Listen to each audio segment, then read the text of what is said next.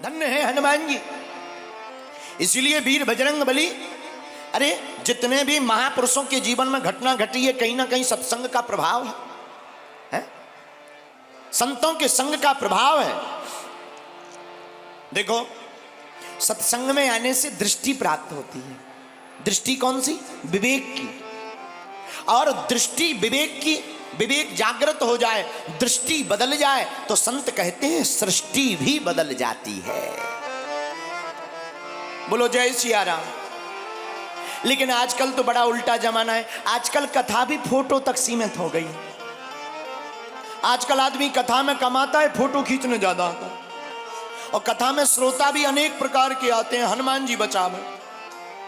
एक राजस्थान का आदमी 12 जिले में ही रह रहा, हमारा चेला है चंगीलाल। हमारा चेला चंगीलाल 12 जिले में रहता। पत्नी का नाम मुन्नी बाई। मुन्नी बाई ने अपने पति चंगीलाल से कहा, प्रियतम, हाँ बोलो देवी जी, प्रियतम आप भगवान का भजन बिल्कुल भी नहीं करते, चलो बागेश्वर महाराज की कथा हो रही, कथा सुनाओ। चंगीलाल बोला, हम नहीं जाएंगे। कौन जावे, 3 घंटा बर्बाद बेफिजूली में धक्का मुक्की खावे, उनकी कथाओं में भीड़ बहुत होती। पत्नी ने कहा, तो क्या हुआ, क्या बिगड़ जाएगा, सत्कर्म कर लो, पूजा पाठ कर लो, बुद्धि ठिकाने लग जाएगी। अच्छा आप कहते हो तो ठीक है, जाते हैं। अब पत्नी से तो सब कोई डरता है। कुछ लोग तो पत्नियों के चक्कर में ही कथा में आते हैं। या तो वो कह देती तुम जाओ, नहीं हमें ले चलो। कुछ लोग इस चक्कर में ही जोड़ा से आते हैं। और कुछ लोग तो, अच्छा श्रोता भी अनेक प्रकार के होते हैं, 1-2 प्रकार के नहीं, 4 प्रकार के श्रोता होते हैं। कुछ लोग पड़ोसी के चक्कर में आते हैं। कुछ लोग ऐसे भी आते हैं, घर से चप्पल पहन के नहीं आते, यहां से खाली नहीं जाते। हाँ, ऐसे भी श्रोता होते हैं। बोलो जय सिया राम, जोर से बोलो। चंगीलाल कथा में आया, बैठ गया। बड़ा आदमी था, अमीर आदमी। लोगों ने स्वागत किया, आइए आइए आइए, बैठिए। बैठ गए। जिनने कभी कथा ना सुनी हो उनके ऊपर तो पाप छाया ही रहता है। पाप छाया हुआ था। तो एक व्यक्ति ने कहा, आइए बैठिए। और जैसे ही बैठे तो कथा में क्या हुआ, कथा होते के बीच में पाप उठे अकुलाएं, या सोवे या लड़ पड़े या उठ के भग जाएं।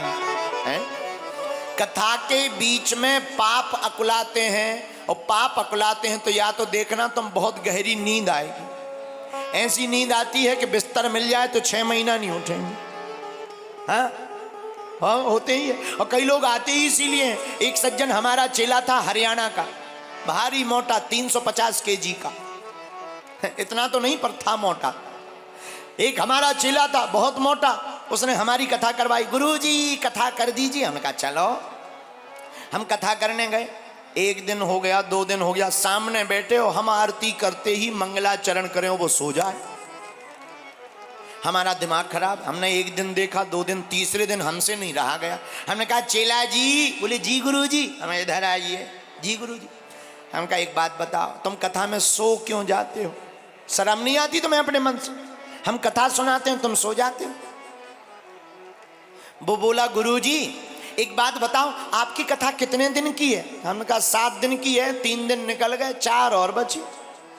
बोला गुरुजी 1 माह की नहीं हो सकती? अरे हमने कहा डेट वेट बड़ी दिक्कत है, असंभव है। पर ऐसा क्यों कह रहे हो? बोले गुरुजी दरअसल हमें 22 साल पुरानी नींद की बीमारी है। हम गोलियां खाते थे, 1 घंटा नींद नहीं आती थी। आपकी कथा का ऐसा चमत्कार है, गोली भी छूट गई, नींद भी गजब की आती है। बताओ, कथाओं का ऐसा भी लोग प्रयोग करते। बोलो जय सिया राम। तो चंगीलाल आया और कथा में बैठा तो एक सज्जन ने कहा आइए, दूसरे ने कहा बैठिए। और जैसे ही बैठा सोई सो गया। और जब कथा पूरी हो गई तो लोग जगा कर बोले जाइए। और जब घर आया पत्नी ने पूछा कथा सुनी? चंगीलाल राजस्थान का आदमी घाटा थोड़ी खा सकता। पत्नी से बोला सुनी है पूरी। पत्नी ने कहा क्या सुना? बोले 3 ही चीजें, आइए बैठिए जाइए। पत्नी ने कहा मर गए कनम, पूरी कथा में आइए बैठिए जाइए सुन पाए तुम्हारी ठटरी बर है।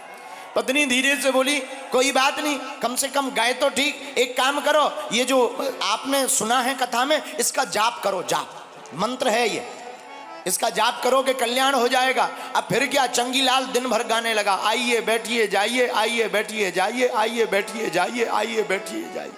रात हो गई, नींद आवे ना, सोने को दिल करता नहीं, आज बैठा बैठा वही भजन कर रहा, आइए बैठिए जाइए, मंत्र जाप कर रहा, आइए बैठिए जाइए। किस्मत की बात है, रात को उसके घर में चोर घुसे, चोर घुसे तो ये तो मंत्र जाप कर रहा था, आइए। इसने जहां कहा आइए, चोरों को लगा देख लिया, चोरों का दिमाग खराब, शरीर कब गया, अब तो डरने लगे चोर, दिमाग खराब हो गया, मन में सोचने लगे इन्होंने देख लिया, कल राजा से बता देंगे, फांसी लग जाएगी। तब तक सेठ बोला बैठिए, और जैसे ही बैठने को कहा तो वो दौड़ने की तैयारी करने लगा, सोई जोर से बोला सेठ जाइए। सो चोर चरणों में साष्टांग दंडवत करते हुए गिर पड़े, हमें क्षमा कर दो, हमें माफ कर दो, माफ कर दो। सेठ चंगीलाल डर गया, दिमाग खराब हो गया कि हे भगवान कहीं मंत्र सिद्ध तो नहीं हो गया, चमत्कार तो नहीं हो गया, देवता प्रकट तो नहीं हो गया। लाइट जलाई, देखा कौन हो, बोले हमें क्षमा कर दो, आप तो सब जानते हो। सेठ बोले हम नहीं जानते। अरे बोले आप हमें पहचान गए। अरे बोले हम नहीं पहचाने। चंगीलाल बोला हम नहीं पहचाने। चोर बोला कैसे नहीं पहचाने, अगर ना पहचानते तो कहते आइए बैठिए जाइए।